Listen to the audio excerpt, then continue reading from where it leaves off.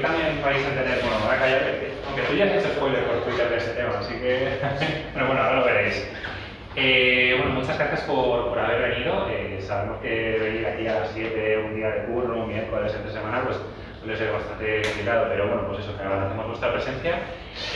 Bueno, esto son las charlas CPS, veo que muchas caras conocidas, veo muchas caras nuevas también, interesante. Y bueno, hemos traído ya a Jorge Ordovás, que es, bueno, ya os explicará la cantidad de cosas que hace, porque es una persona muy ocupada, pero bueno, sobre todo le invitamos porque es un miembro muy activo de la comunidad, participa mucho en Twitter, aporta un montón y siempre está proponiendo cosas nuevas y dando a la comunidad. Por eso creía que era muy importante que viniera hoy a contarnos algo y sobre todo porque lo que gustamos nos gusta. Así que muchas gracias, Jorge, y te dejo la presentación. Un placer. Bueno, yo os voy a contar una historia.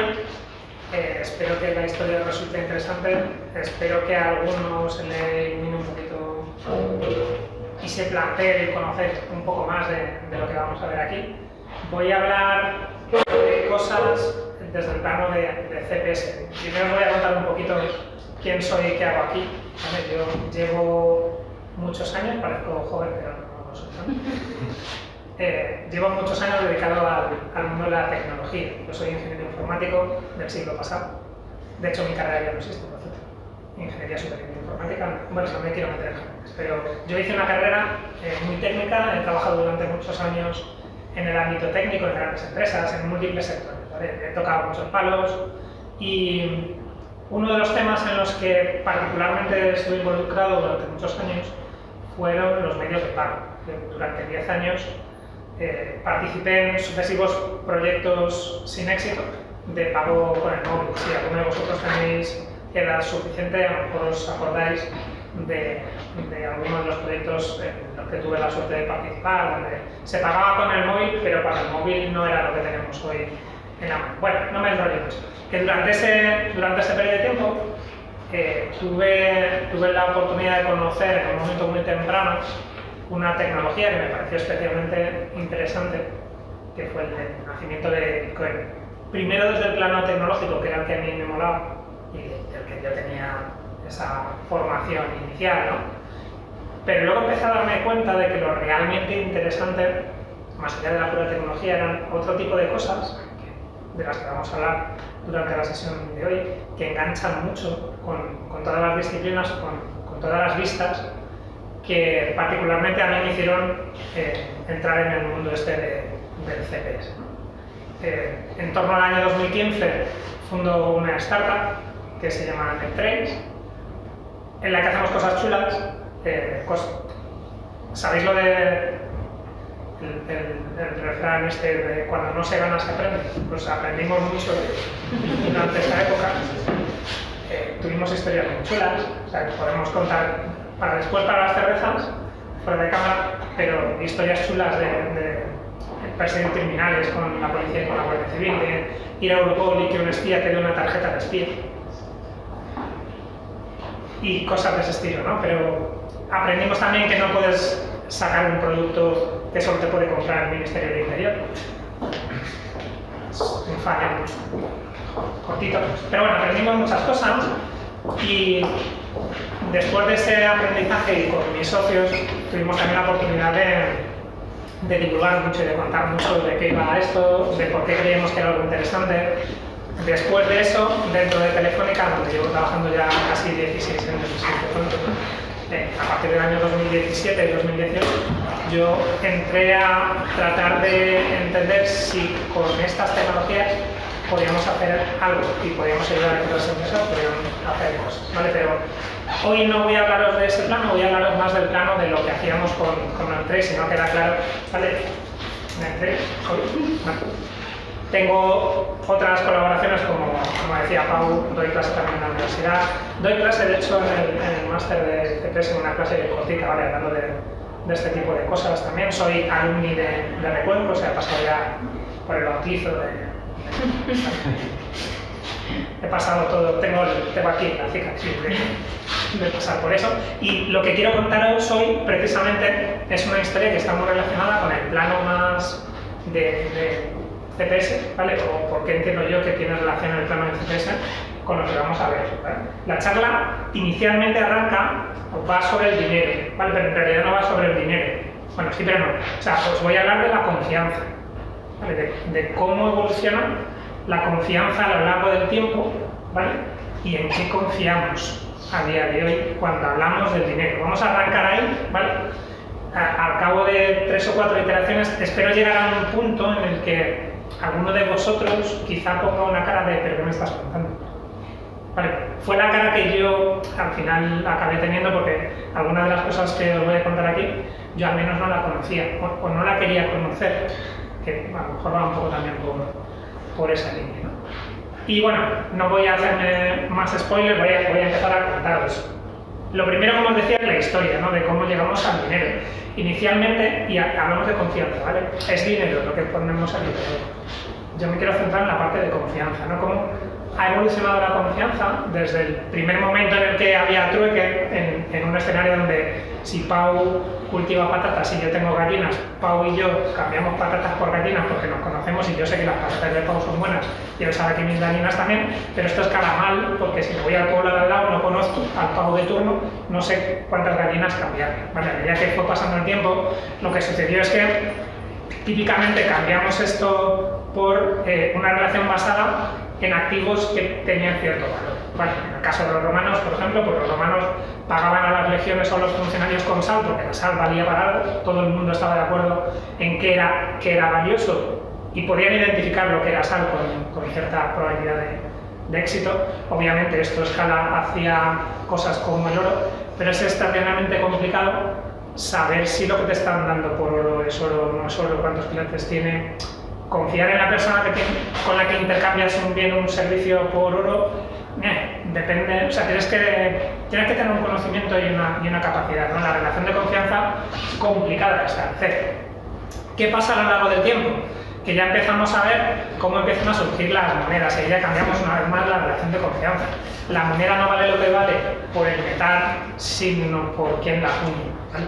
Hay un valor facial de la moneda, el metal ya menos relevante, y empezamos a confiar en quién es el emisor de esa moneda, qué valor tiene o deja de tener la moneda en un momento dado del tiempo, depende de esa tercera persona, de ese rey, de ese gobierno, de ese lo que fuere, ¿vale? Esa relación de confianza se mantiene más o menos hasta el siglo pasado, en el que durante una época lo que tuvimos es, digamos, un mecanismo por el cual todas las monedas del mundo se referenciaban al dólar, tenían un tipo de cambio referenciado al dólar, y el dólar a su vez tenía un valor en oro. Es decir, cuando tú tenías un billete, un dólar, un billete de 20, lo que fuera, ¿vale? Era en realidad un pagaré. Tú podías ir a un banco en Estados Unidos y retirar la cantidad correspondiente en oro que estaba depositada en el banco. Y se podía emitir estos pagarés en relación 1 a 1 con la cantidad de oro que había depositada en el banco. O dicho de otra forma, si no metías más oro en el banco no podías imprimir más billetes, ¿vale? Esto pues funcionó durante un tiempo hasta que en un momento dado Nixon dijo que le venía mal. Cuenta la leyenda, ¿no? Yo lo he leído en algún lado, lo he intentado buscar y no lo he vuelto a encontrar, pero yo he leído en algún lado que los franceses llenaban barcos con dólares para llevarlos a Estados Unidos, cambiarlos por oro y traerse el oro de allí, ¿vale? Y en un momento, en los años 70, donde hay una subida y hay un interés por el oro, de repente Nixon dice, es que a mí esto de que cada vez que imprimamos un billete tengamos que meter la cantidad equivalente de oro en un banco, me viene mal. ¿Por qué no hacemos que esto dependa de la confianza en que Estados Unidos puede devolver su deuda? Llamémosle dinero fiduciario. Y a partir de ese momento, todo cambia, las reglas cambian completamente. Y a partir de ese momento, todos nosotros confiamos en que hay un banco central, en este caso estoy hablando de Estados Unidos, pero podemos estar hablando del Banco Central Europeo, que tiene la capacidad de imprimir dinero, sin la necesidad de que exista un colateral, algo que respalde ese dinero. ¿Qué provoca eso? Pues lo que vemos aquí en la gráfica. Obviamente, a ver, si vosotros tuvierais una impresora de dinero, ¿qué diréis? ¿No? Pues esto es lo que pasa, ¿vale?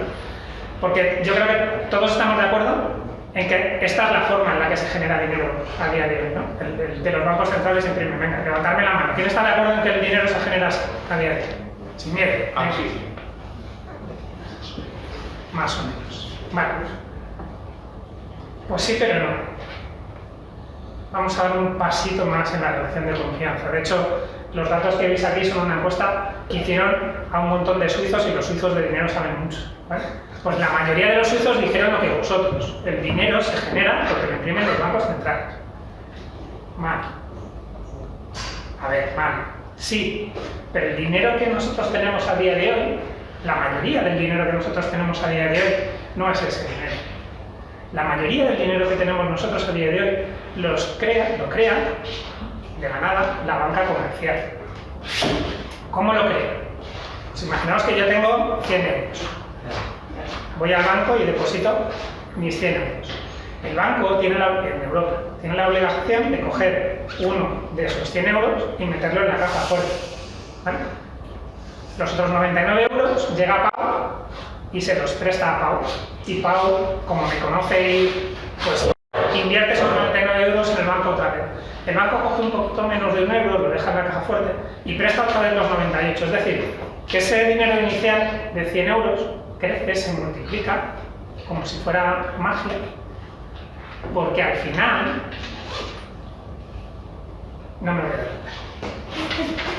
Porque al final es que la relación de confianza es todavía más compleja, no solo confianza en un gobierno con capacidad de devolver la deuda, en un banco central, en unos organismos reguladores.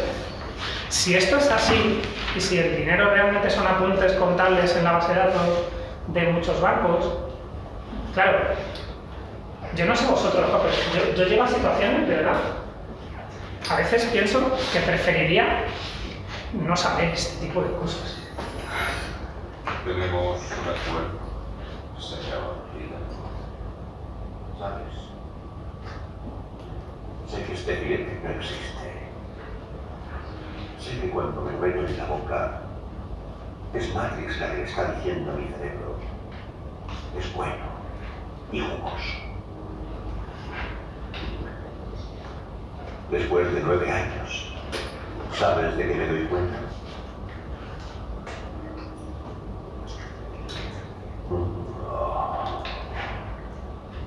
La infancia es la felicidad.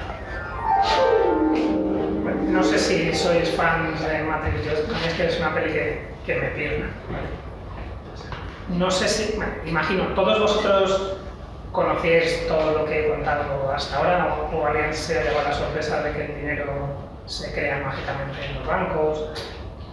Todos nosotros estamos aquí y aceptamos que esto funciona así, ¿vale? Es decir, confiamos en todo esto, ¿vale? Confiamos en los bancos centrales, en los organismos reguladores, confiamos en la banca comercial, confiamos en que todo esto funcione, en que nadie es capaz de poder hacer trampas con esto y que todos los que participan de esto lo hacen de buena fe y por el bien de todos.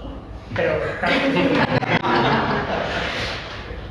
¿y si aquellos en los que confiamos resulta que tampoco lo tenían del todo claro que esto estuviera funcionando bien? ¿Y si de repente empiezan a pasar cosas? Todavía peor, ¿y si cambian las reglas? O sea, ¿y si de repente se supone que esto funcionaba como hemos visto hasta ahora y empiezan a aparecer conceptos nuevos, ¿no? Me mola mucho el concepto este de too big to fail, ¿no? El sistémico. Pues yo quiero ser sistémico porque puedo hacer cualquier cosa y claro, pues si luego soy sistémico, pues me tienen que respetar. ¿Por qué os estoy contando todo esto? Este viaje a lo largo de la confianza es para poneros un poco en la situación del momento en el que surge algo nuevo, ¿vale? Y para que todos al final compartamos esa idea inicial, ¿no? de qué es la verdad, ¿no? Porque, joder, por reconocer lo que es la verdad al final es complicado, ¿no? A veces entender cómo funciona. Espera.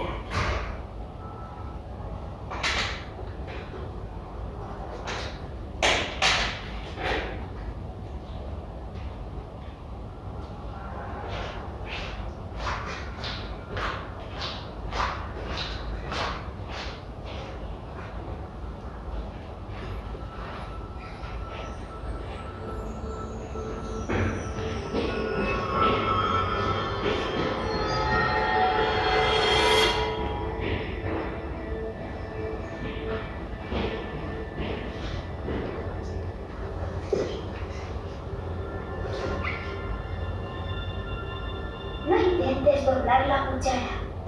Eso es imposible. En vez de eso, solo procura comprender la verdad. ¿Qué verdad? Que no hay cuchara. Que no hay cuchara. Si lo haces, verás que no es la cuchara la que se dobla, sino tú mismo.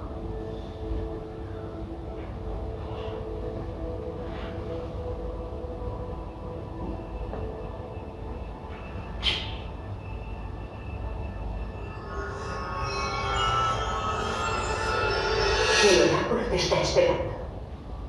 Bueno, este es un poco la sensación, que no digo todo el mundo, pero que mucha gente tenía en ese año, en 2008, cuando de repente se empiezan a tambalear muchas cosas. Igual que en Matrix, estamos hablando de un sistema con un conjunto de reglas que todo el mundo acepta, en el que todos estamos participando, y que de repente empezamos a darnos cuenta, si queremos, de que las reglas cambian y cambian de forma arbitraria, y que esa confianza que podíamos tener tan profundamente arraigada, ¿no? en qué es el dinero, cómo funciona el dinero, qué garantía tengo, dónde está mi dinero y qué puedo hacer con él, cómo lo puedo intercambiar, quién vela porque todo esto funcione correctamente, pues de repente se desmorona en ese año, ¿no? En el año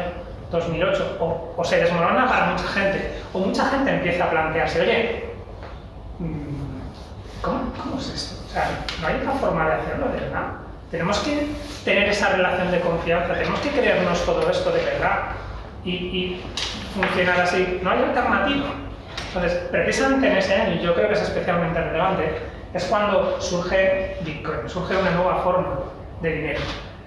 Y es especialmente relevante, probablemente estamos aquí por el año en que se elige para lanzar esta criptomoneda. No es la primera que se crea, sí es la primera que se crea con un conjunto de características que ahora os voy a comentar, pero el momento, o sea, quien lanzó esto, no sabemos quién es, sabemos cómo se llama porque publicó en un foro en 2008 esta nueva idea de un dinero sin intermediarios, donde la confianza ya no se establece en organismos, en reguladores, en terceras partes, de hecho, que está diseñado para que no haga falta tener confianza en ningún actor.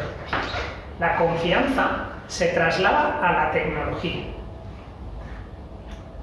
Y diréis, pues, que yo conocí esto en el año 2013, aproximadamente. Y lo conocí desde el plano tecnológico. O sea, a mí me molaba mucho, pues, algunos de los temas que ahora voy a contar que están detrás del funcionamiento, ¿no?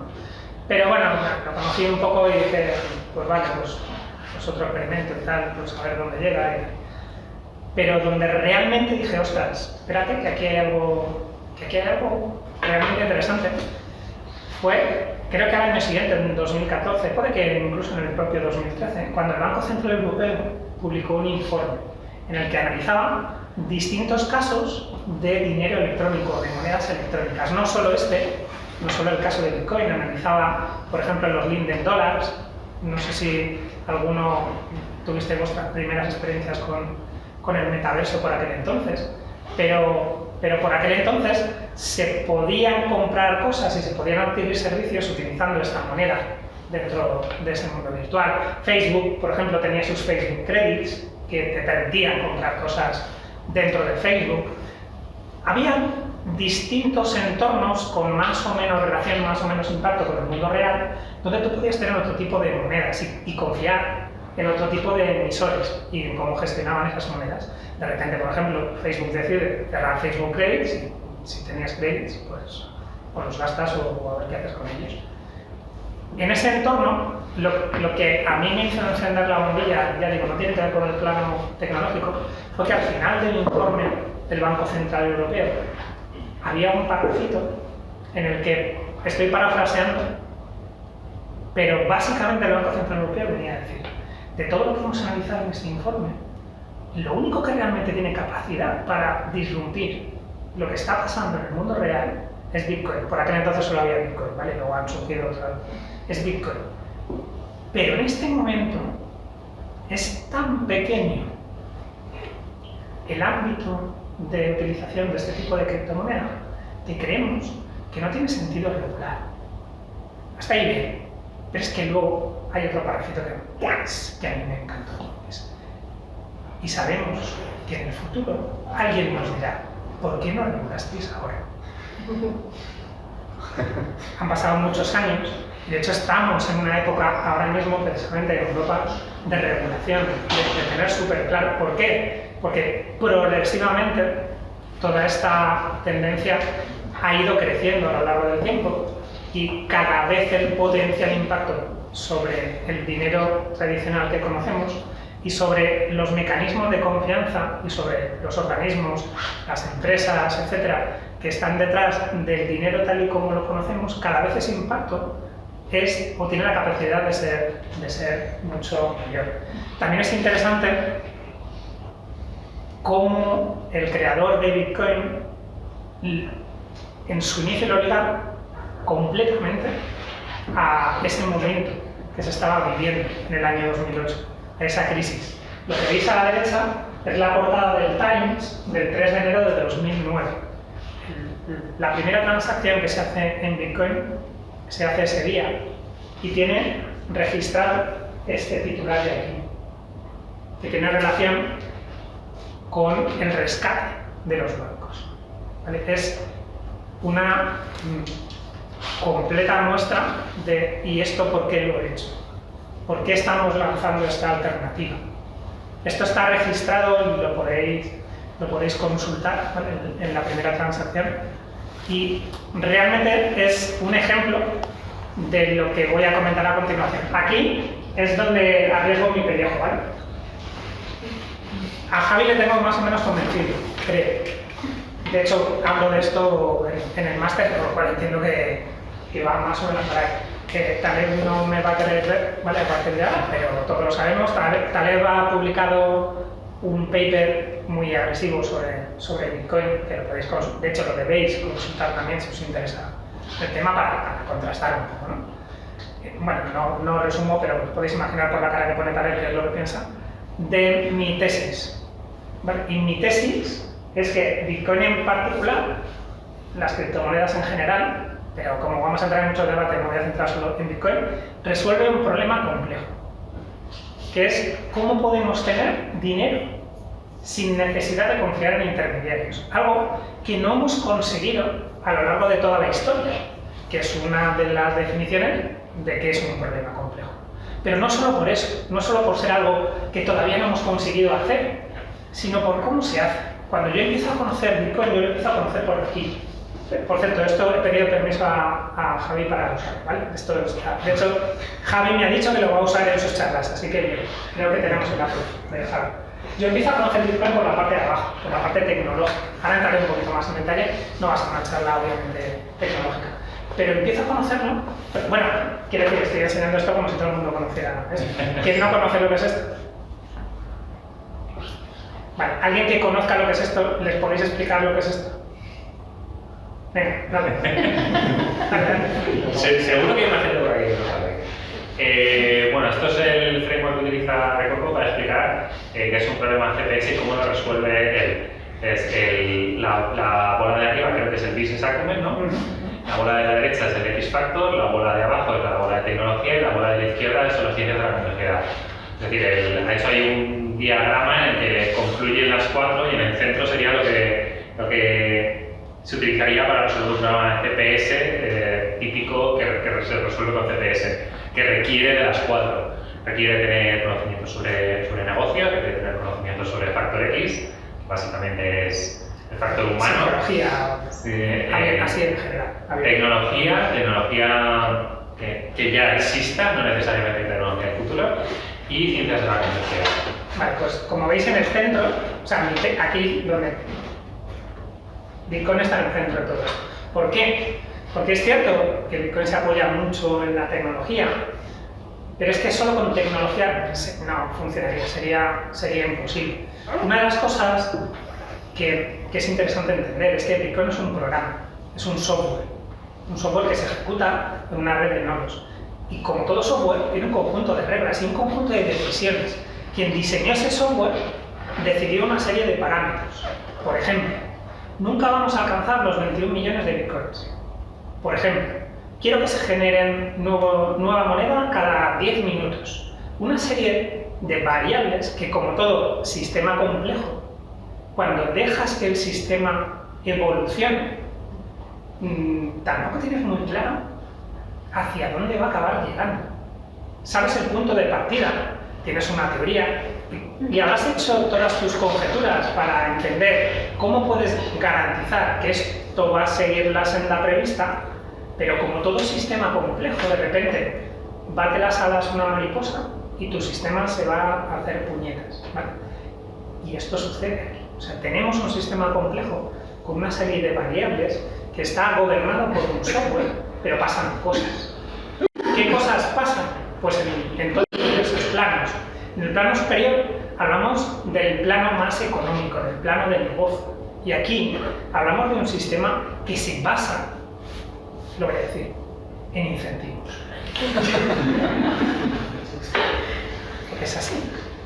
O sea, esto funciona porque la persona que lo creó estableció un mecanismo de incentivos, que ahora os contaré un poquito por encima, que fue lo realmente diferencial, que hace que quien colabore en el funcionamiento del sistema, de este sistema complejo, lo haga en pro del beneficio del propio sistema, porque así maximiza su propio beneficio. Y luego está el otro plano. Es que estamos hablando de un entorno completamente abierto, open source, en el que la gente colabora unos con otros. Conocéis el modo de Linux y tal, ¿no? Suena, pues un poco el mismo rollo original de Linux, ¿vale? Antes de que viniera la fundación Linux y tal. O sea, la gente colabora con esto, y ahora veremos fotos de algunos de los primeros frikis de esto, a ver, ¿por qué haces esto? Pues porque mola. ¿Por qué estáis muchos aquí? Pues porque mola. ¿Por qué Pau organiza estas sesiones? ¿Porque gana? No, porque mola. Entra la psicología y entra un entorno en el que, como gobierno, ¿qué es lo que pasa en un sitio donde no manda nadie?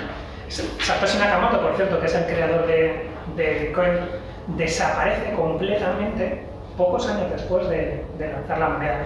Y desaparece además en un evento muy curioso, o por un evento o por un suceso muy curioso. Y es que en el momento en el que a Wikileaks le cortan la financiación y, por ejemplo, ya no puede recibir donaciones con tarjetas porque Visa y Mastercard impide que se le puedan realizar pagos, de repente a Assange se le ocurre la idea de que la gente le puede pagar en bitcoins. Y en ese momento Satoshi Nakamoto publica un mensaje muy cabreado, no sé, no lo conocía, pero entiendo que muy cabreado, diciendo que Wikileaks ha pateado el avispero y las avispas se dirigen hacia nosotros.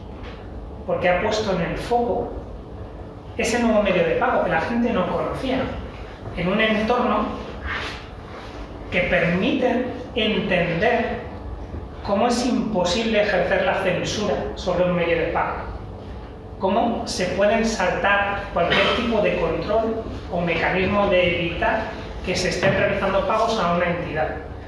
Y mucha gente, en ese momento, empieza a darse cuenta de lo que tenemos entre manos. Y estábamos en un momento muy incipiente, un momento en el que la red todavía pues, tenía un volumen mucho menor que el que tenemos a día de hoy. Y Satoshi Nakamoto entiende que eso no debería haber pasado, que eso no estaba en el plan. Un poco así como el plan Sheldon, ¿no? de la fundación. Eso no estaba en el plan, eso no me gusta, yo me voy, desaparezco.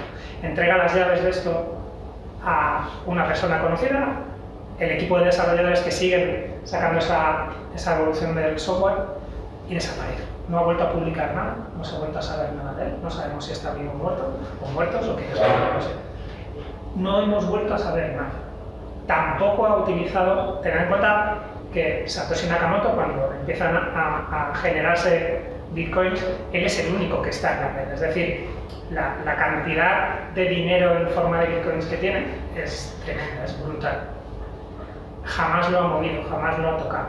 Está ahí durmiendo, no sé si esperando algo o que nunca se va a mover, pero es una figura que desapareció en ese momento del tiempo. Voy a intentar, ¿vale?, entrar un poquito más en detalle y esto cómo funciona. Cuando nosotros realizamos un pago utilizando Bitcoin, utilizando este dinero digital, que por cierto, el título que veis ahí arriba, Bitcoin a Peer-to-Peer Electronic Cash System, es el título del paper de Satoshi Nakamoto, que tenéis el enlace aquí abajo, ¿vale? Luego os paso a través de Pau si queréis la presentación. Este paper es un paper muy cortito, tiene 9 páginas en realidad de chicha, ¿vale? Luego hay referencias a ideas. Por cierto, yo creo que se me olvidó una referencia que ahora os voy a comentar, ¿vale? Pero referencias a ideas que tomó para construir este sistema, cómo construyó todo el mecanismo, son pinceladas, ¿vale? Pero realmente no entra tampoco en profundidad, más allá de presentar cuál es la novedad de lo que está poniendo encima de la mesa para atraer a gente que colabore con él para hacer esto realidad, ¿vale? Satoshi Nakamoto también fue el primer desarrollador de este software de Bitcoin, muy malo, ¿vale? Un desarrollador Berlinchi, ¿vale? No quiero decir muy malo, pero en el código de Bitcoin original había muchas cosas que no estaban muy bien hechas, pero poco a poco fue trabajando con otros para mejorar ese código. ¿En qué se apoya, por ejemplo, el funcionamiento de Bitcoin? Al final, cuando yo realizo una transacción, cuando yo tengo un monedero, una aplicación en mi móvil, en la que quiero transferirle, te uso a ti, Pau, porque es el nombre de esta, bueno. Si yo quisiera transferirle a Pau cierta cantidad de Bitcoins que yo poseo, desde mi móvil hasta su pedazo de tablet, realmente lo que yo estaría haciendo con mi aplicación sería generando una especie de pagaré que firmo con mi aplicación, y ese pagaré o esa intención de transferir parte de la propiedad de los bitcoins que yo tengo lo envío a la red. Yo estoy conectado a distintos nodos en la red y ese pagaré eventualmente acaba siendo consolidado dentro de la red. La red de Bitcoin al final funciona como una especie de libro contable descentralizado, donde no hay, en condiciones normales, si yo le envío un Bizum a Pau, en realidad yo le estoy diciendo a mi banco que me quite parte del saldo de mi cuenta, que se comunique con su banco y que incremente en el saldo de su cuenta, ¿vale? Típicamente confío en que mi banco va a hacer las cosas bien y él confía en que su banco también, ¿vale? Este sistema está diseñado para que funcione sin intermediarios. ¿Qué es lo que sucede en este escenario? Eventualmente la red va incluyendo nuevas transacciones dentro de este libro contable, ¿vale? Se van generando nuevas páginas del libro contable que incluyen, por ejemplo, la transacción que yo he hecho a Pau. Si esa transacción aparece en una hoja nueva del libro contable y esa hoja se copia en todas las copias que hay del libro contable, en todos los nodos de la red, desde ese momento yo ya no voy a poder gastar ese fragmento de Bitcoin, porque todos van a poder ver el libro contable actualizado, que ya no es mío, que es de Pau. Y solo Pau va a poder transferir esa cantidad a otra persona, ¿vale? Así es como funciona Bitcoin. En realidad, como decíamos antes en Matrix, con lo de la cuchara, Bitcoin en realidad no existe. No hay monedas. Lo que hay es un libro contable que recoge toda esta contabilidad de quién tiene qué en un momento dado del tiempo y quién tiene capacidad para poder gastarlo. Bitcoin se apoya, desde el punto de vista técnico, en algunas cosas que ya existían. Imagino que muchos de los que estáis aquí, en su momento, imagino que por interés por entender cómo funcionaba la tecnología, descargabais películas por emule, ¿no? Para ver cómo funcionaban eso, ¿no? Entender qué son las redes peer-to-peer, ¿vale? Que lo tenéis aquí arriba del todo, ¿vale? ¿Cómo funcionaba Emule en su momento cuando hacíamos estas pruebas totalmente académicas? Yo me conectaba al ordenador de Pau, porque Pau tenía, académicamente, unos trocitos de una película que a mí me interesaba comprobar que era buena, ¿vale? Entonces, yo me conectaba, mi ordenador se conectaba al ordenador de Pau, intercambiábamos cosas entre el ordenador de Pau y yo, ¿vale? Y eventualmente me faltaba algún trocito de esa película académica y me iba al ordenador de alguno de vosotros a coger ese trocito, ¿vale? Iba conectándome a ordenadores de personas en todo el mundo. ¿Por qué eso es relevante y por qué eso cambió radicalmente, por ejemplo, la industria audiovisual? Porque en ese momento del tiempo había gente que se descargaba películas de estreno, ¿vale? Para verlas sin pagar, ¿vale? Utilizando este tipo de software, ¿vale? Pasó. Entonces,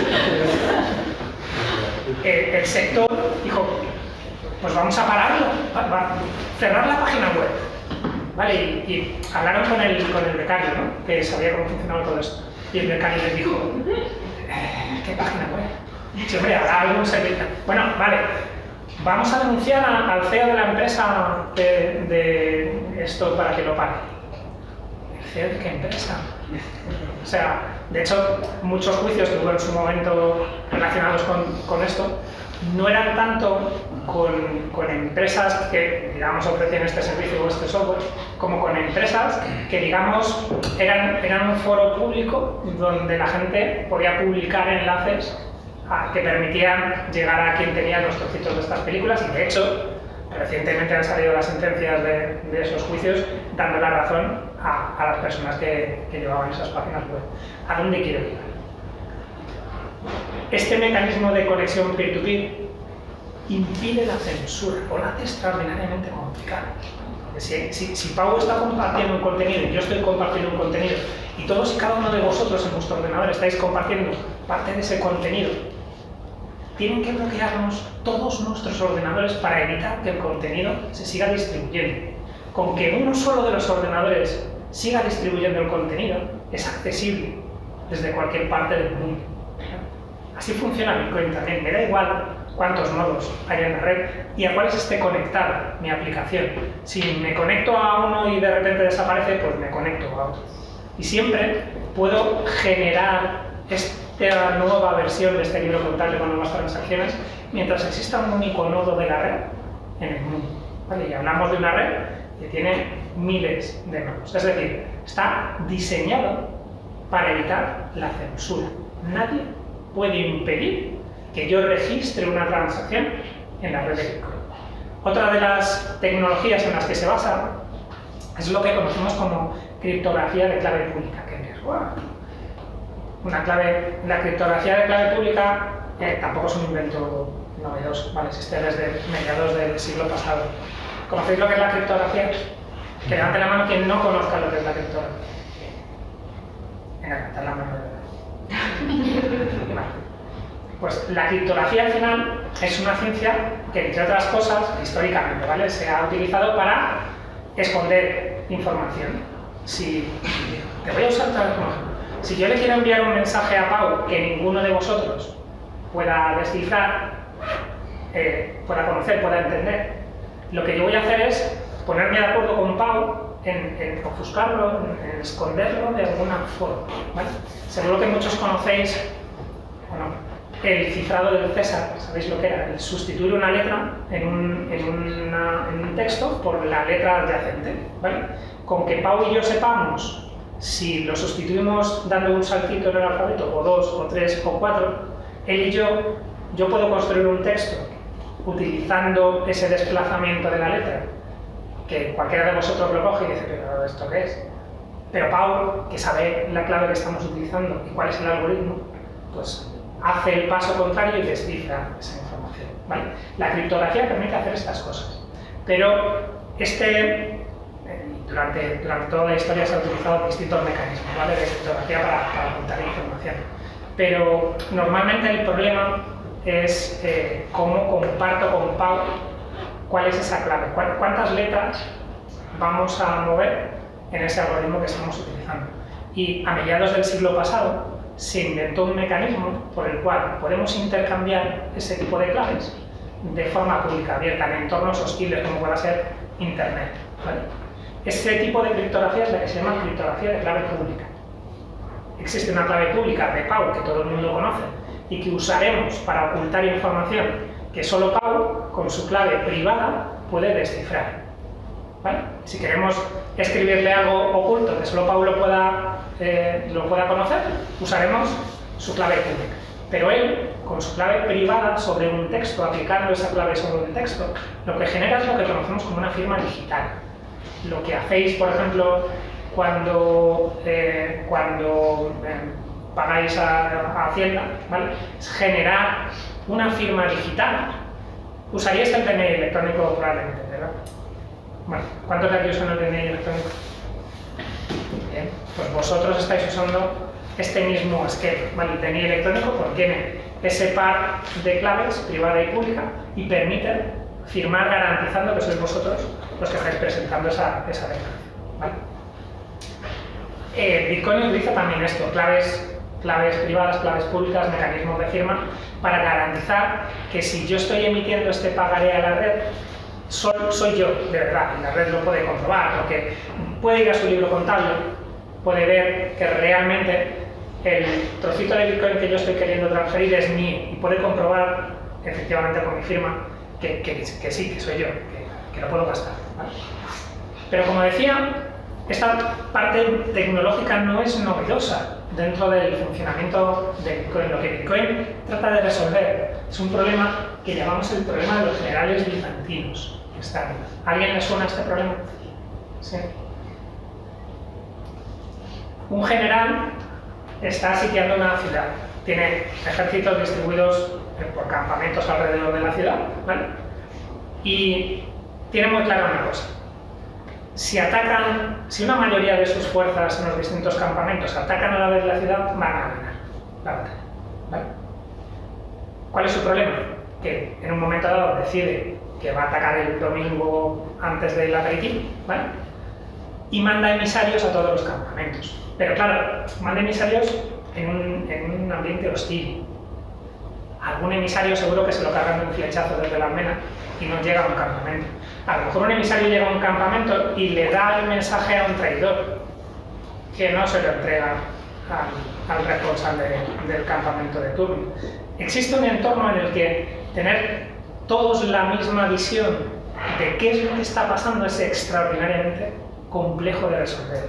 Normalmente, este tipo de problemas de cómo podemos tener la misma visión de lo que pasa en un entorno hostil, en Internet es un entorno hostil, es un problema que se resuelve con intermediarios, es un problema que se resuelve con un tercero que sabe todo lo que está pasando y al que todos vamos a acudir para consultar qué hay en ese momento, qué órdenes tenemos o qué es lo que tenemos que hacer.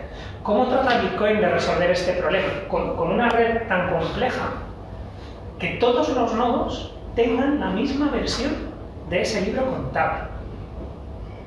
Y además, sin utilizar intermediarios. Esa es la magia. Sabéis que toda tecnología lo suficientemente avanzada es indistinguible de la magia, ¿vale? Pues esa es la magia de Bitcoin. ¿Y cómo lo hace? Con incentivos. Lo que hace es establecer un mecanismo por el cual aquellos actores de la red que se encargan de generar nuevas páginas de este libro contable tienen el incentivo de trabajar para que realmente las transacciones que se van generando en la red se vayan incorporando a nuevas hojas de este libro contable, a nuevos bloques dentro de la cadena de bloques de Bitcoin. ¿Por qué tienen ese incentivo? Por la parte económica que veíamos antes en el gráfico. Porque cada vez que uno de estos actores, probablemente os suene lo de los mineros, ¿no? Pues estos mineros lo que hacen es generar nuevos bloques y competir entre ellos para ver quién es el primero que genera un bloque válido. Un bloque válido es aquel que acepta el software de Bitcoin que están corriendo todos los demás. Cuando yo como minero encuentro un bloque válido, y no me voy a meter en qué es un bloque válido, ¿vale? Pero cuando es complicado generar uno, y de hecho el sistema está diseñado, el software está diseñado para que de media se tarden 10 minutos en encontrar un nuevo bloque válido, independientemente de que haya un minero o que haya 400 millones de mineros alrededor. El software está diseñado para adaptarse a la capacidad que tenga la red en un momento dado del tiempo para garantizar que se tardan 10 minutos más o menos en encontrar un nuevo bloque. Esto es interesante porque implica que los mineros tienen que dedicar recursos, tienen que invertir para poder generar o tener una alta probabilidad de generar un nuevo bloque dentro de la red. ¿Y por qué alguien haría esto? Si no es porque tiene un rendimiento, obviamente.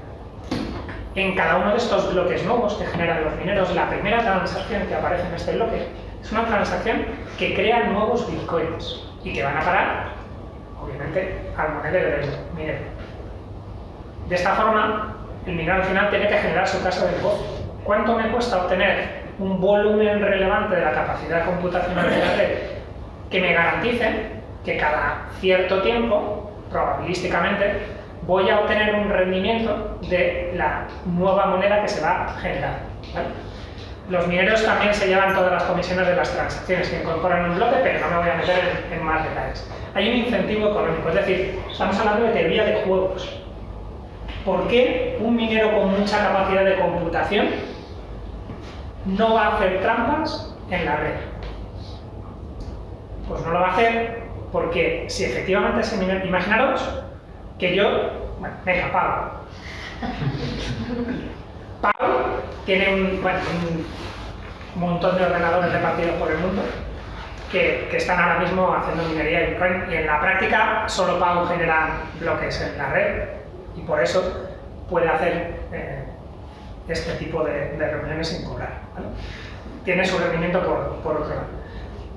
¿Por qué Pau querría hacer alguna cosa rara dentro de la red? ¿Cuál sería su incentivo? ¿Qué conseguiría? Si Pau hace algo raro y los usuarios de esta red ven que Pau tiene capacidad de hacer cosas raras, ¿qué van a decir los usuarios de esta red? Pues ya no me fío, ya no confío, y volvemos a la confianza, en que la red me dé garantías y me voy a ir. Si yo me voy, el rendimiento que Pau obtiene cada 10 minutos generando nuevos bloques ya no va a ser el mismo, porque a día de hoy la cotización de esta criptomoneda caería estrepitosamente si todo el mundo entiende que el sistema está roto. ¿Quién perdería? Pau, que es el que está generando y obteniendo ese rendimiento con cada nuevo bloque. Eso implica que Pau está incentivado en trabajar conforme a las reglas, porque maximiza su rendimiento. Por eso funciona este sistema. Y otra de las cosas que se implementó desde el principio, y aquí hablamos también de la parte de sistemas complejos, eran esas variables. ¿Por qué 10 minutos para cada bloque? Pues entre otras cosas, porque lo que quería en su momento Satoshi Nakamoto, aquí veis dos curvas, ¿vale? Esta curva que veis negra es la emisión de moneda a lo largo del tiempo, ¿vale? En el eje horizontal está el tiempo, en el eje vertical lo que tenemos es el número de monedas generadas, ¿vale? Como os he dicho, cada nuevo bloque que se emite en la red se generan nuevas monedas que se lleva el minero como recompensa, ¿vale? Como veis, la curva se va aplanando a lo largo del tiempo hasta que llega a una asíntota, ¿vale? Es decir, llega a un punto en el que jamás se van a conseguir alcanzar un valor determinado que son 21 millones de bitcoins. ¿Por qué 21 millones? ¿Cómo 21 millones? Lo que garantizamos, si tenemos ese software que regula que se generen bloques cada 10 minutos y tenemos una cantidad de bitcoins fija como recompensa en cada uno de los bloques, tenemos una emisión controlada del dinero a lo largo del tiempo, en contraposición a la capacidad de los bancos centrales de imprimir billetes según les dé la gana. Es decir, tenemos una moneda con una emisión completa y absolutamente predecible a lo largo del tiempo. Y eso es otro factor que, hablando de las propiedades que debería de tener el dinero en un momento en el año 2008, donde estábamos como Neo diciendo pero esto del dinero que es, parecía especialmente interesante, parecía una alternativa a cómo se estaban haciendo las formas, las cosas en el mundo. Otro detalle más que también habla de los sistemas complejos, ¿vale? Satoshi Nakamoto decidió, veis esta gráfica de aquí, amarilla, que tiene escaloncitos a lo largo del tiempo, decidió que cada 4 años la recompensa que obtenían los mineros se redujera a la mitad. Cuando él y su grupo de frikis estaban intercambiando bloques y transacciones y tal, cada uno de ellos generaba un bloque y obtenía como recompensa 50 bitcoins. 4 años después, la recompensa que se obtenía en cada bloque eran 25. 4 años después, 12,5. Hoy estamos en 6,25 y el año que viene se reducirá a la mitad. Volvemos otra vez al impacto económico de esto. Si yo he hecho mi caso de negocio como Minet Pau, ha hecho su caso de, mirad el caso para la energía. el caso de negocio de pago el año que viene tiene que adaptarlo, porque es que llegado cierto día, el rendimiento que va a obtener es la mitad del que tenía, y a lo mejor ya no le merece la pena seguir haciendo eso. Este sistema, con estas variables predeterminadas y fijas desde el primer momento, lo que provoca al final son tremendas oscilaciones en el funcionamiento del sistema y situaciones que a priori ni siquiera el propio creador podía haber imaginado. En parte porque tenemos que hablar también de la psicología, los distintos grupos que forman parte de este ecosistema. Por ejemplo, los usuarios. Los usuarios tienen unos intereses. Utilizar esto con las menores comisiones posibles y de la forma más sencilla. Tener de verdad dinero electrónico que yo pueda utilizar para comprar cosas. En el año 2013-2014, ¿cuántos habíais oído hablar de Bitcoin y estas cosas por aquel entonces? Bueno, en Madrid había poca gente que hablara de estas cosas abiertamente, ¿vale? Esa gente nos solíamos reunir en un bar de la calle María de Molina, que se llamaba Do It, que era un bar que aceptaba pagos con bitcoins. Y era un experimento muy curioso, ¿no? Porque tú llegabas al bar, cogías una Coca-Cola, te acercabas a la caja, buenos días, quiero pagar con bitcoins. Ya sabían cómo era, ¿vale? No era...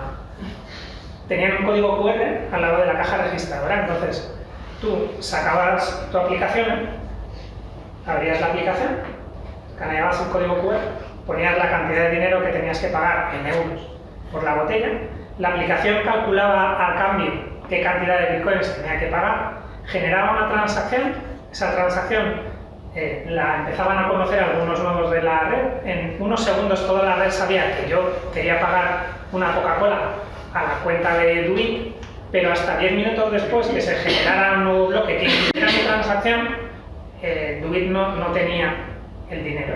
Y mientras tanto la cola se estaba formando detrás de mí, ¿no? Entonces, ¿qué hacían en ese bar? Pues en el bar tenían una tablet aquí en la pared, como esta. Y en esa tablet lo que veían era cómo había una transacción que eventualmente entraría en un nuevo bloque. Y en el momento en el que veían la transacción, decían, vale, coge la Coca-Cola y vete con tu grupo de frikis ahí fuera a hablar.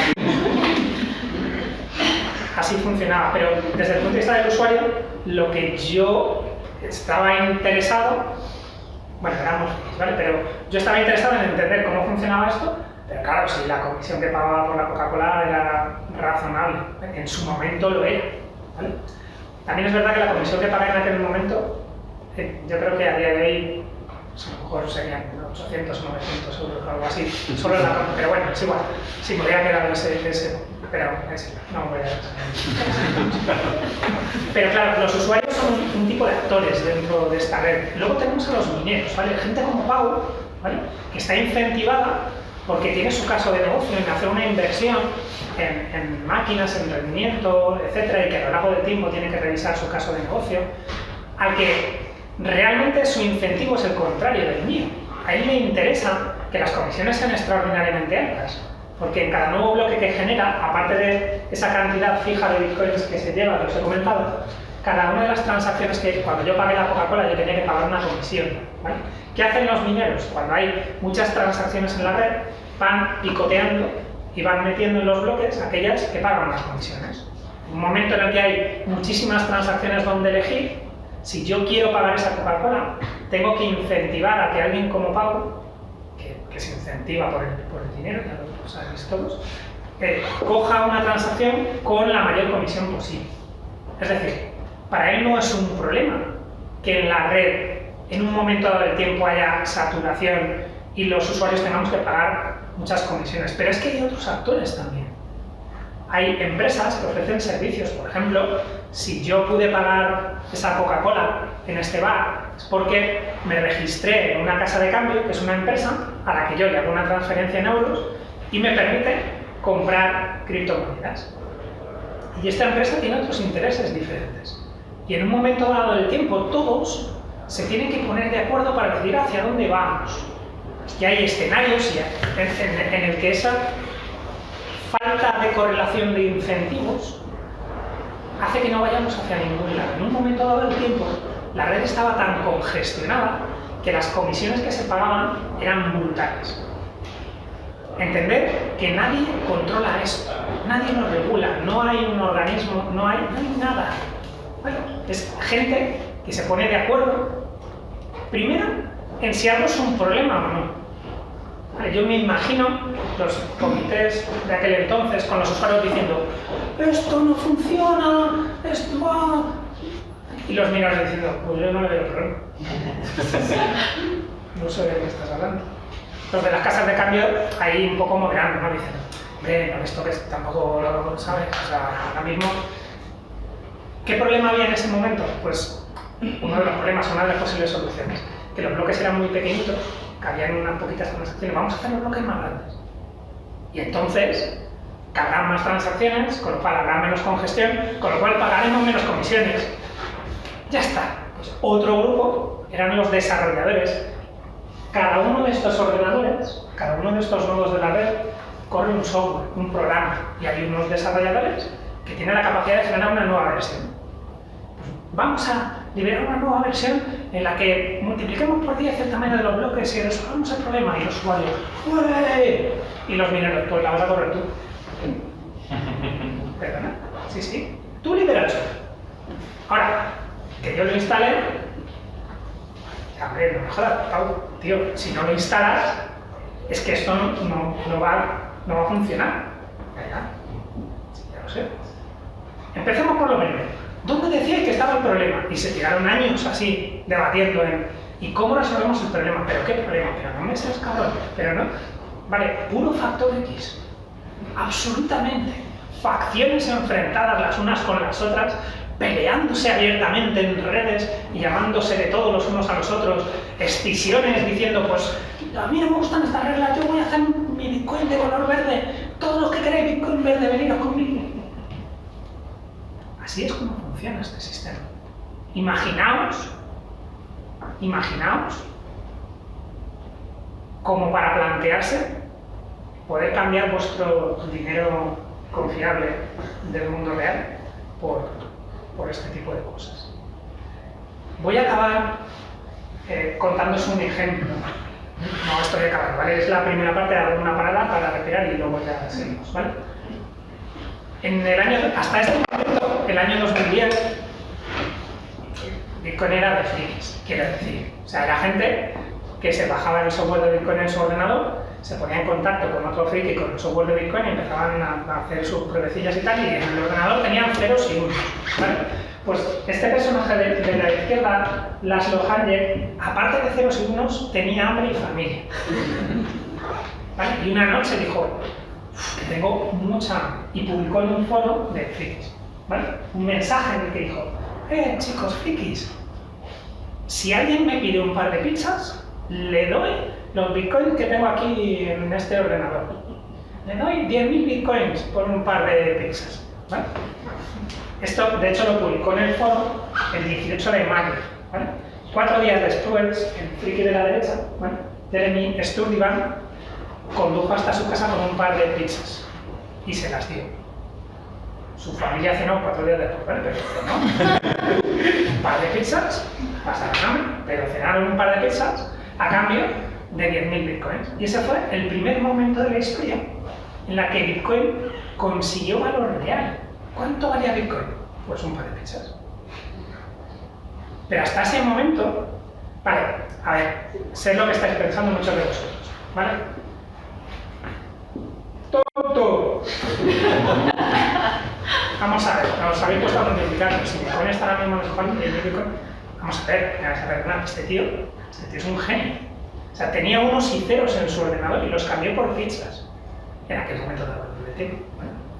Pero este tío era un genio, el que corrió el riesgo era este de la derecha, ¿vale? Que pagó lo que sea que costaban las pizzas, porque le entregaran unos y ceros que además el tío podía estar minando perfectamente en su ordenador, ¿vale? Pero a partir de este momento empezamos a ver cómo, pues como el caso de Wikileaks u otras empresas, empiezan a verle valor a este otro tipo de dinero por esas características que lo hacen especial, ¿vale? Por ejemplo, una de las empresas que empezaron a adoptar Bitcoin fue WordPress. ¿A quién se le ocurre? ¿Por qué WordPress puede querer aceptar Bitcoins? La pregunta es un poco capciosa, porque los que lo sabéis no quiero que lo digáis, y los que no, bueno, lo digo yo. Imaginaros un país en el que queréis publicar un blog diciendo cosas que a lo mejor pues no están muy bien vistas, ¿vale? Lo más normal es que tengáis una página en WordPress donde publicáis vuestro blog, ¿vale? Y pagáis por esa página en WordPress. Pero ¿qué pasa si en ese país digamos que hay cierta probabilidad de que alguien pueda saber quién está pagando por esa página y que a lo mejor alguien venga un día a vuestra casa y vuestros hijos pues ya no os vuelvan a conocer?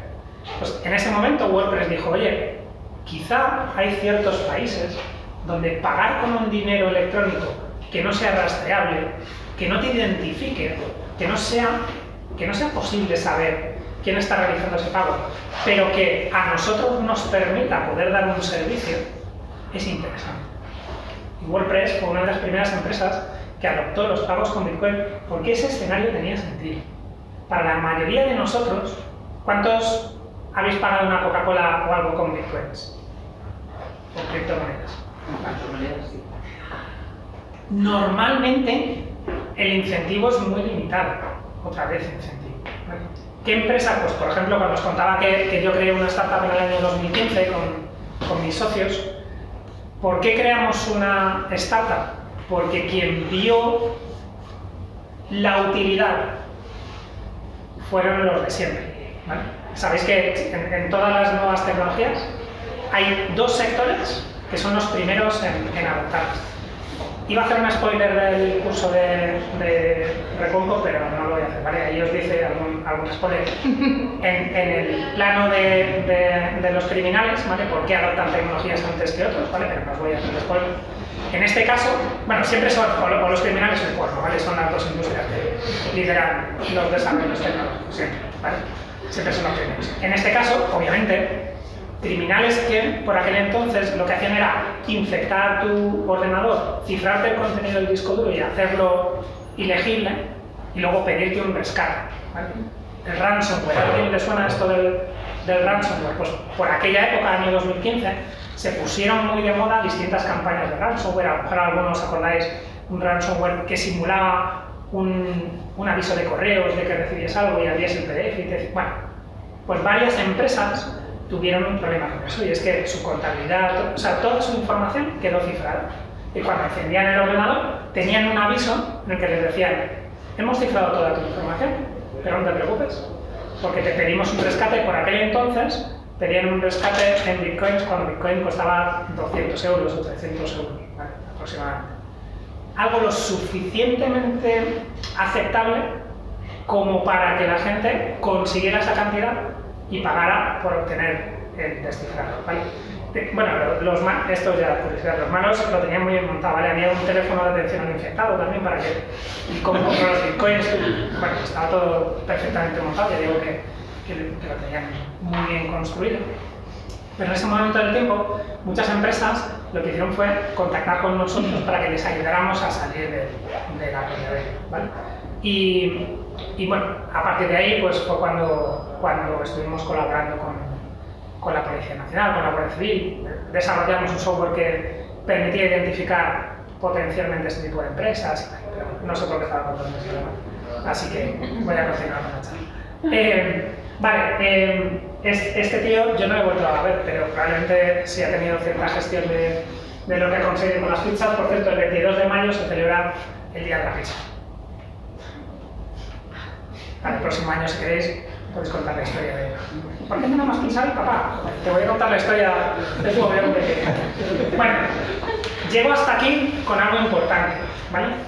Y eso importante es entender que, como es costumbre en estas charlas, yo sostengo, no digo que Jim Henson, el creador de los Fraggle, fuera Satoshi Nakamoto, ¿vale? No me atrevo porque murió antes, ¿vale? Que Satoshi Nakamoto veía capítulos de los Fraggle, os lo digo yo, ¿vale? Pensad en lo de la minería, ¿vale?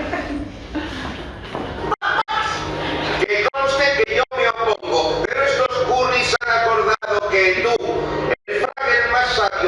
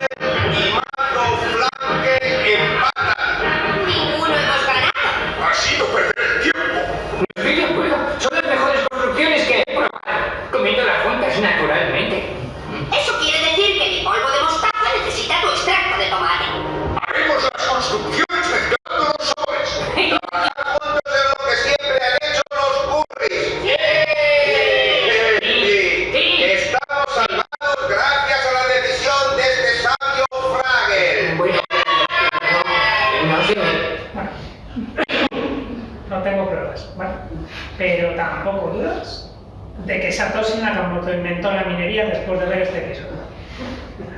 Pues ya está. Competir, pero colaborar. Fue eso o jugar al Catán, ¿vale? Pero una de estas dos fue lo que se me ocurrió. Bueno, no sé cómo vamos de tiempo. Vale. Mal. Me lo imaginaba, como ves. Sí. Bueno, como vamos a por ellos, es que hay más. Me lo voy a pasar rapidito. ¿Vale? O sea, hasta aquí hemos hablado de otro tipo de dinero con otro tipo de relaciones de confianza. ¿Vale? Pero es que poco después, en el año 2015, este apolinio joven, Vitalik Buterin, dijo: ostras, ¿y si esto que nos permite tener dinero confiable sin intermediarios nos permite con la misma tecnología, y no solo la tecnología, sino este mismo concepto de incentivos, de tal, crear cualquier tipo de programa, no tener un libro contable descentralizado, un ordenador descentralizado que nos permita desplegar cualquier cosa con la misma confianza en el entorno? Y lo hizo. ¿Vale? ¿Qué pasó a partir de ahí? Y ya digo, lo voy a pasar muy rápido. Lo que pasó es que en el año 2018, por ejemplo, 2017 y 2018, voy a irme al final del vídeo, cientos o miles de startups consiguieron levantar más de 28 billones con B de dólares, lanzando participaciones en una red similar a la red que da funcionamiento, que permite el funcionamiento de Bitcoin, ¿vale? Lanzando lo que llamamos tokens, ¿vale? Participaciones o digitalizando las participaciones de una empresa. Hablamos de 28 billones, ¿vale? Pero no nos hemos quedado ahí. Entre el año 2020, sobre todo a partir del verano de 2020, empezamos a vivir otro fenómeno, que es el de las finanzas descentralizadas.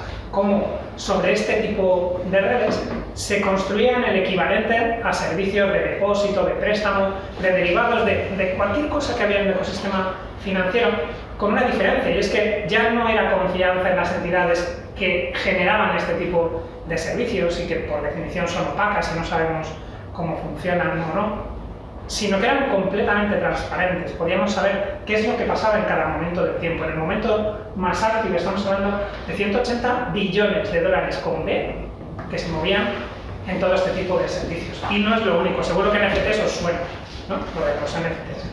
Claro, son más que coleccionables. O sea, hay gente que ha pagado mucho dinero por estos coleccionables. Yo me quedo en el impresionismo, no soy capaz a partir de valorar nada de arte, ¿vale? Pero esto tiene que ver más con estatus, con tener esa capacidad de poder adquirir este tipo de activos. A día de hoy son marcas de lujo las que están generando este tipo de activos para que sus clientes se sientan pertenecientes a una empresa especial, ¿vale? Porsche, Gucci, están adquiriendo este tipo de activos para hacer de otra forma la relación con sus clientes. Estamos viviendo un cambio también de la web que conocemos a día de hoy, donde Elon Musk en un momento dado puede decidir que Paul no está cumpliendo las reglas y le cierra la cuenta y pierde todos sus datos. Bueno, otra persona de aquí, ¿vale? Paul, yo, ¿vale? A un entorno donde dividimos las aplicaciones en dos partes, donde los datos, mis seguidores, todo está registrado sobre una red de blockchain, es mío, no me lo puede quitar. Si Twitter me da acceso a esa información y eventualmente no me gusta lo que está haciendo Twitter, tengo otras aplicaciones con las que acceder a los datos, pero los datos son míos, siempre míos. Y acabo con esta aquí, ya acabo. Que es un concepto que me resulta especialmente interesante por el adelanto electoral. Me explico. Estamos intentando convencer, y aquí apelo a los que nos estáis viendo en streaming, ¿vale? Estamos intentando convencer a Recuenco de que funde un partido, ¿vale? Un partido político. Teníamos de tiempo hasta noviembre, pero ya no, ¿vale? O sea, la cosa va mucho más apretadita, basado en este tipo de propuestas, ¿vale? ¿Qué es lo que queremos que hagas, Javier? Tu programa electoral, ¿vale? Va a estar registrado en una red de blockchain, ¿vale? Va a ser inmutable.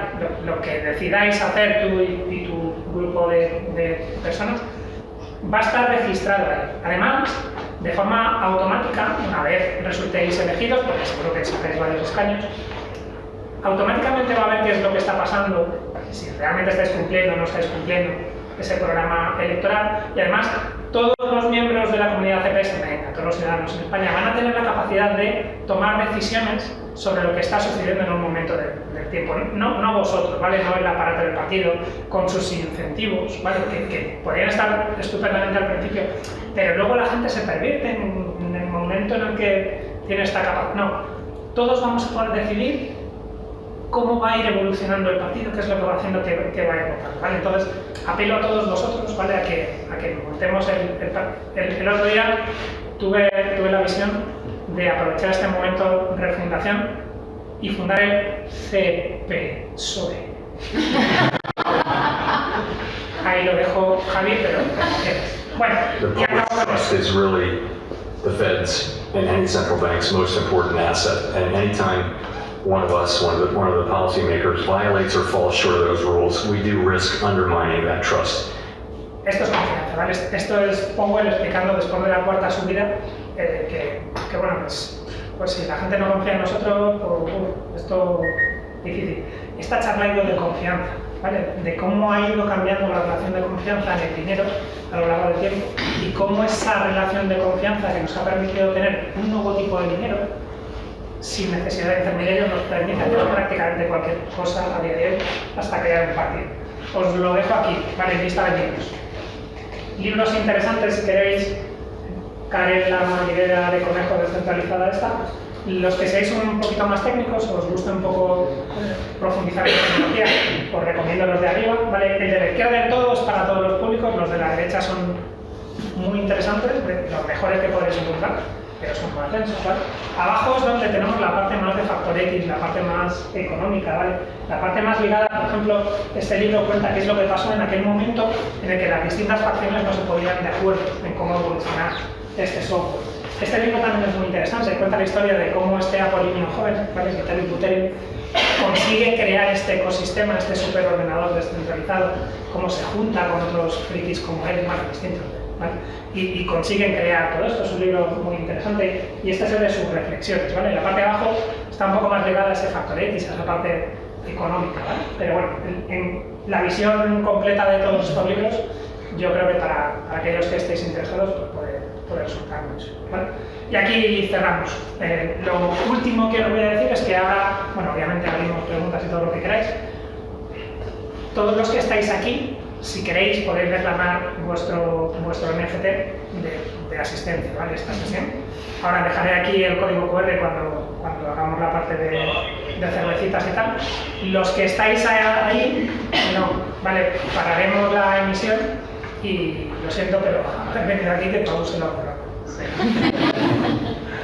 Y nada, hasta aquí hemos llegado. Muchas gracias.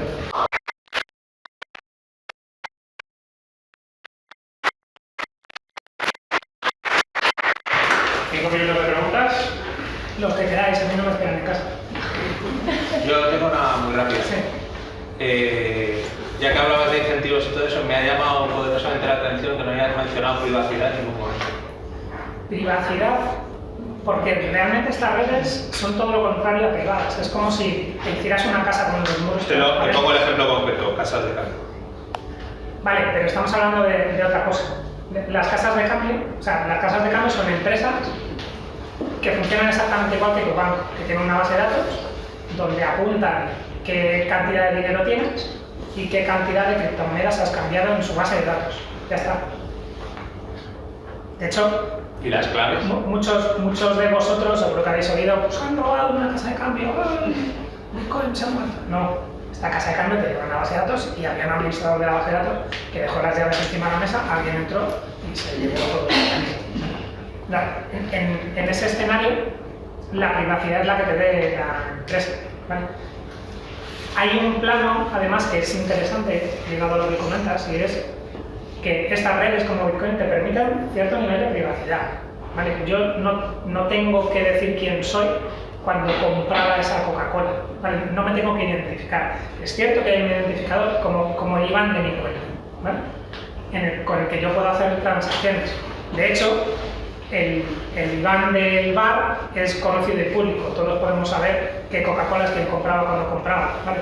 Es un libro contable abierto y auditable, ¿vale? Todo lo que hay en Bitcoin. Las empresas que utilizan esa red tienen su propia gestión de la seguridad, pero no tiene nada que ver con No, a este ver, entorno. si quieres luego comentamos por lo tanto si quieres preguntar aquí. He visto allí, había alguien por allí. Que si podías comentar un poco del ataque del 51% de Bitcoin.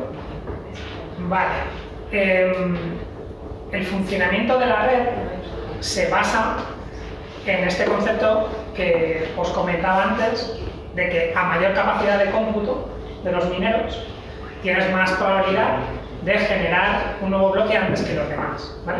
Cuando mineros como Pau hacen una inversión muy grande para tener muchas máquinas que hacen los cálculos necesarios para generar nuevos bloques, puede llegar un momento del tiempo en el que tengan tal capacidad de computación que a efectos prácticos es estadísticamente muy probable que siempre o casi siempre sean ellos los que generan nuevos bloques.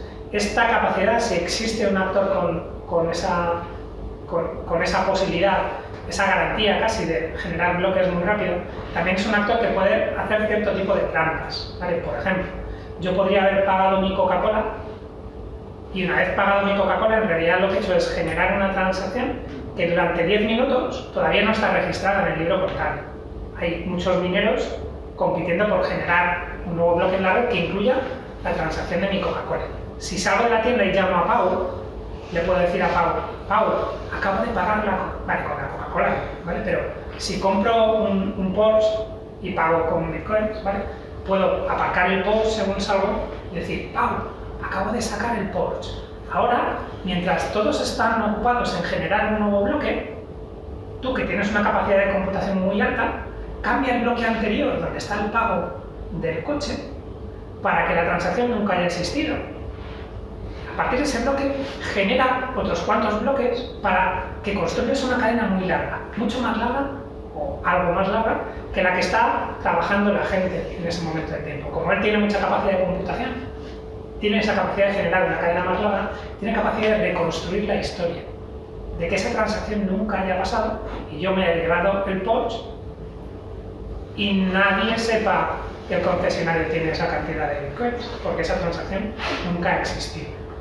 ¿Cuál es la gracia de esto? Que a medida que va pasando el tiempo, esa transacción donde yo pago el Porsche en un bloque, sobre ese bloque se construye otro, y otro, y otro, y otro, y otro, y otro, ¿vale? Pues hablamos de cadena de bloques. Si yo quiero modificar una transacción que está muy profundamente en esta cadena de bloques, me obliga a reconstruir todos los demás. Hemos dicho que se tarda más o menos 10 minutos en generar un nuevo bloque. Entonces es computacionalmente imposible que yo, si está muy profundamente dentro de esta cadena, yo pueda deshacer, cambiar la historia de las transacciones, ¿vale? Por eso, normalmente lo que solemos decir es que para una Coca-Cola, el bar está incentivado en que yo deje de hacer cola, ¿vale? Es decir, en cuanto la transacción se conoce, me larga del bar en lugar de esperarse 10 minutos, porque para él esperar 10 minutos de cola es un problema, ¿vale?